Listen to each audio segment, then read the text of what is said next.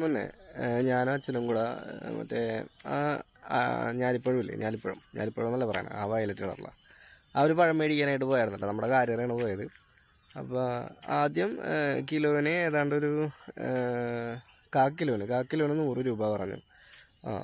പുള്ളി നല്ല രസമുണ്ട്, പുള്ളി നല്ല അടിപൊളിയായിട്ടാണ് കച്ചവടം ചെയ്യണത്.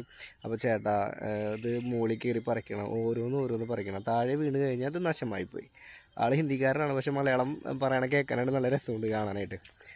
അപ്പോൾ അതൊക്കെ പറഞ്ഞ് നമ്മൾ 1 കിലോ മേടിച്ച്. അപ്പോൾ ആളുടെ ഒരു കച്ചവടത്തിൻ്റെ രീതി എനിക്ക് ഭയങ്കരമായിട്ട് ഇഷ്ടപ്പെട്ടു.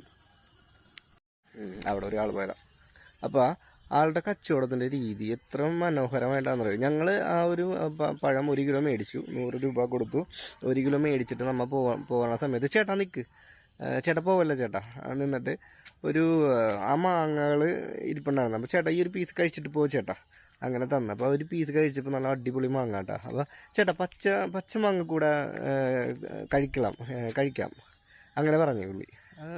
ഓക്കെ ചേട്ടാ 1 കിലോ 100 രൂപ ഉള്ളൂ ചേട്ടാ, 1 കിലോ 100 രൂപ എടുക്ക് ചേട്ടാ അങ്ങനെ. അപ്പോൾ പുള്ളിയുടെ ഭയങ്കര രസമാണ്. അപ്പോൾ എന്നാൽ പിന്നെ 1 കിലോ ആയിക്കോട്ടെ, 1 കിലോ ആ മാങ്ങയും കൂടെ മേടിക്കാമെന്ന് വിചാരിച്ച്.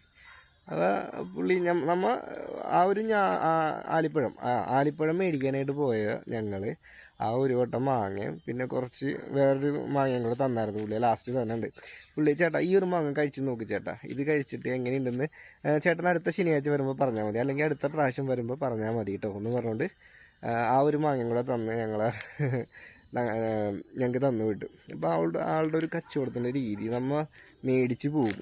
എനിക്കത് ഭയങ്കരമായിട്ട് ഇഷ്ടപ്പെട്ടു. പുള്ളിയുടെ കച്ചവടത്തിൻ്റെ രീതി മേടിക്കാൻ ഇപ്പോൾ ഒരു ഐറ്റം മേടിക്കാനായിട്ട് ചെല്ലുന്ന ആൾക്കാർ 2 ഐറ്റം കൂടെ മേടിച്ചു പോകും. ആ ഒരു രീതിയിലുള്ള നമ്മളെ പിന്നെയും ആ ഒരു കടയിലോട്ട് ചെല്ലാനായിട്ട് നമ്മളെ മൈൻഡ് ആളെ മറക്കൂല. ഒരു പ്രാവശ്യം ഐറ്റം മേടിച്ചാൽ ആളെ മറക്കൂല. അവിടെയുള്ള ആൾക്കാരാണെന്നുണ്ടെങ്കിൽ അവിടെ പോവും. അപ്പോൾ അങ്ങനെയുള്ളൊരു പെരുമാറ്റമാണ് ആ ഒരു കച്ചവടക്കാരൻ്റെ ഭാഗത്തു നിന്നുണ്ടായത്.